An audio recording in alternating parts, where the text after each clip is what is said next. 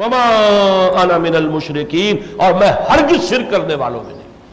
یہ جو نعرہ مستانہ کہیے، نعرہ توحید کا نعرہ مستانہ جو لگایا حضرت ابراہیم علیہ السلام نے، یہ ہے گویا کہ پہلے امتحان میں انسان کی کامیابی۔ اب امتحان عملی شروع ہوں گے، عقلی فطری وہ امتحان، فہم، شعور، سمجھ، فطرت کی سلامتی، عقل کی صحت، اس کا امتحان تو پاس ہو گیا جب کہہ دیا انی وجہت وجہی للذی فطر السماوات والارض حنیفا وما انا من المشرکین۔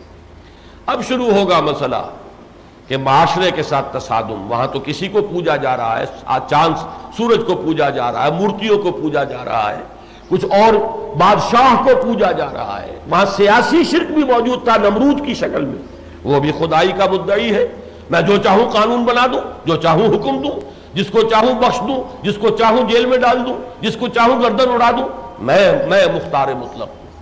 اب اس پورے نظام کے ساتھ جب کشمکش ہوئی ہے تو تین خاص طور پر اس کے منظر جو قرآن نے بار بار دکھائے ہیں۔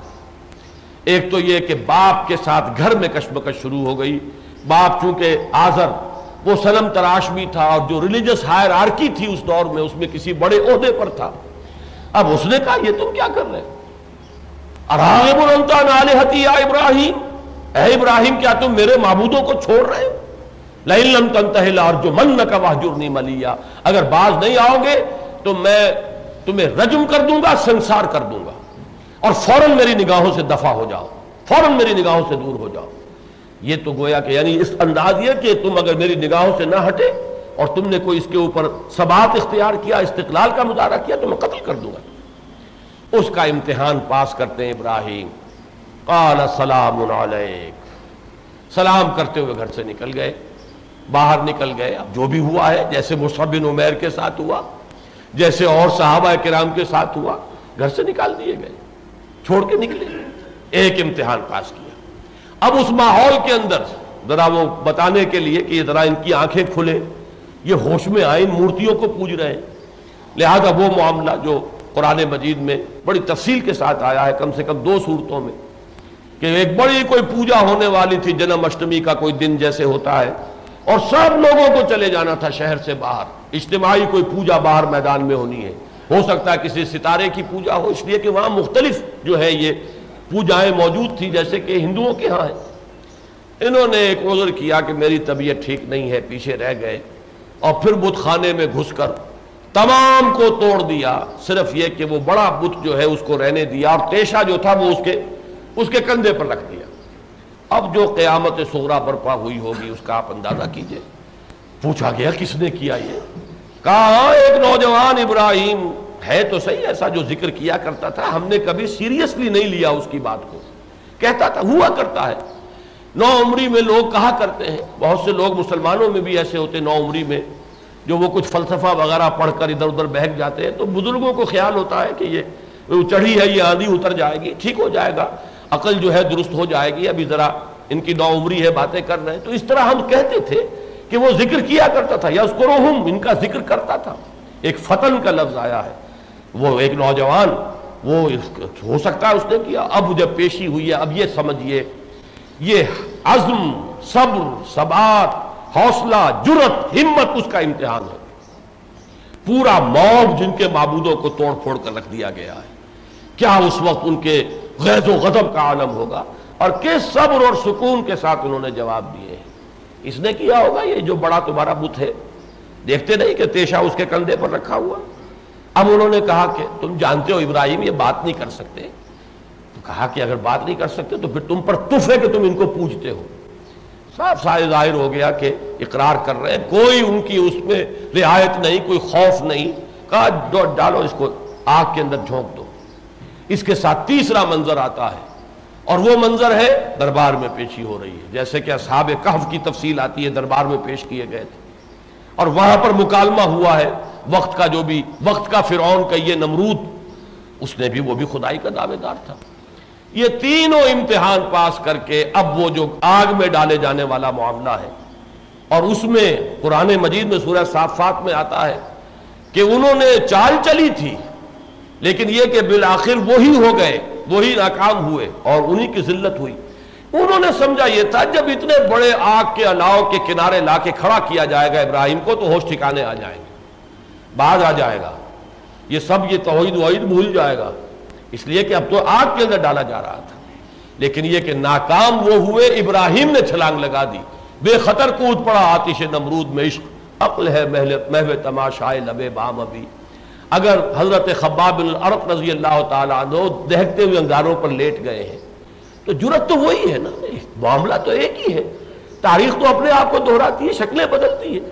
حضرت ابراہیم نے اس کے اندر چھلانگ لگائی ہے اور اللہ تعالیٰ نے اسے ان کے لیے یادارو کوری بردن وسلام علی ابراہیم، وہ اللہ کا فیصلہ جو اس نے کیا۔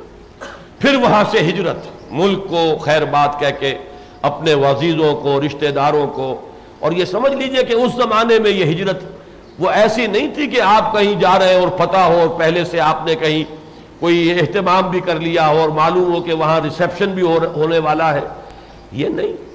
یعنی حضور صلی اللہ علیہ وسلم اور مسلمانوں کی ہجرت کا بھی معاملہ یہ تھا کہ دارالہجرت تیار ہو چکی تھی، وہاں پر جو ہے معلوم تھا کہ انصار جو ہے مدینے کے وہ ریسیو کرنے کے لیے تیار ہیں۔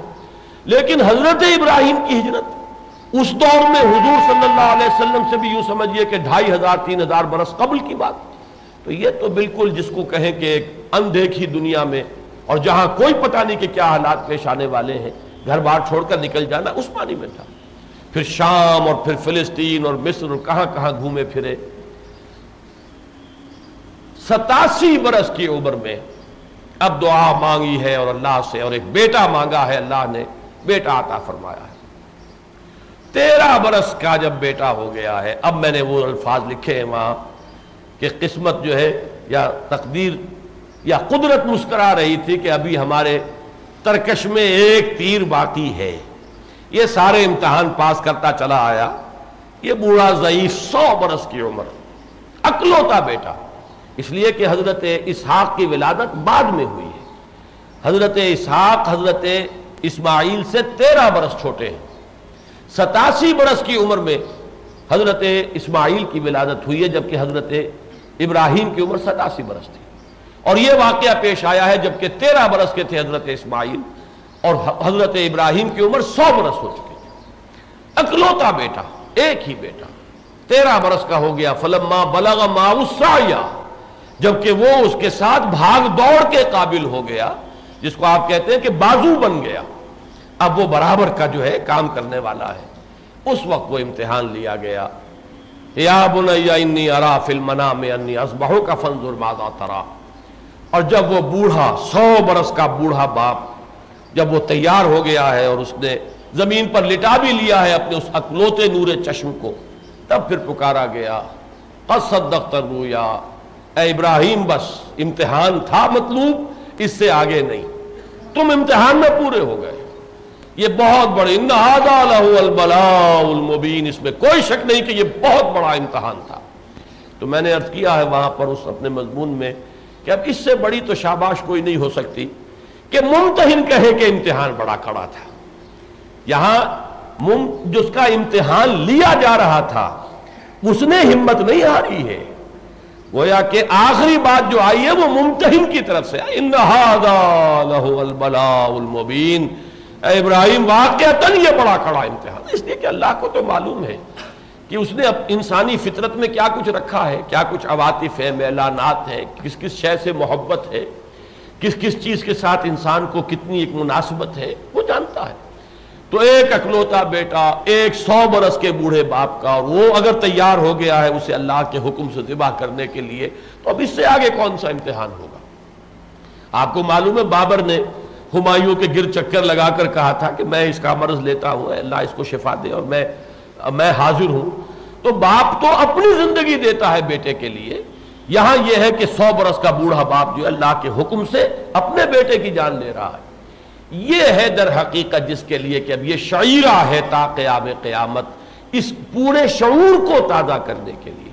یہ قربانی کا اگر یہ مادہ پیدا ہوتا ہے، اگر امتحانات میں اس طریقے سے کامیابی کے لیے جذبہ کوئی ابھرتا ہے کہ آخر ابراہیم بھی انسان تھے، ٹھیک ہے، یہ جو کچھ انہیں مقام حاصل ہوا ہے یہ انہیں پیدائشی طور پر ایسے ہی نہیں دے دیا گیا، ویسے تو اللہ کے ہاں علم خداوندی میں تو سب کچھ پہلے سے طے ہے، لیکن ابراہیم نے عرض کیا ہے. یہ میں عرض کرنے کا لفظ جو میں بیان عرض کر رہا ہوں کہ یہ سب کچھ اکتساب ہے، محنت ہے، امتحانات پاس کیے ہیں، پرائمری کا امتحان، مڈل، پھر میٹرک، پھر ایم اے کیا ہے، سارے امتحانات پاس کیے ہیں، تب یہ مقام حاصل ہوا. یہی وجہ ہے کہ سورہ بقرہ کے 15ویں رکوع میں الفاظ یہ آئے ہیں وَإِذِ ابْتَلَىٰ إِبْرَاهِيمَ رَبُّهُ بِكَلِمَاتٍ فَأَتَمَّهُنَّ قَالَ إِنِّي جَاعِلُكَ لِلنَّاسِ إِمَامًا قَالَ وَمِن ذُرِّيَّتِي قَالَ لَا يَنَالُ عَهْدِي الظَّالِمِينَ. جبکہ ابراہیم کو اس کے رب نے بڑے بڑے امتحانات میں جانچا اور پرکھا. بِكَلِمَاتٍ یہ جو نکرہ ہے آیا ہے یہاں پر بجائے معرفہ کے، بڑے بڑے امتحانات، بہت بڑے بڑے کٹھن امتحانوں میں سے جب وہ گزر گئے کامیابی کے ساتھ، فَأَتَمَّهُنْ ان سب کو اس نے پاس کر لیا، سب میں کامیاب ہو گیا.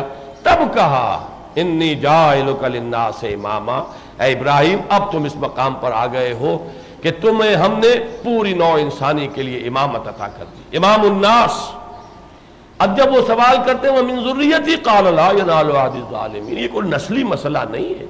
ہاں تمہاری نسل کے ساتھ معاملہ رہے گا، لیکن ان میں سے جو ظالم نہیں ہوں گے، مشرک نہیں ہوں گے، جو تمہاری روش اختیار کریں گے، تمہاری پیروی کریں گے، اسی توحید اور تقوی کی روش اختیار کریں گے، ان کے ساتھ وعدہ ہے.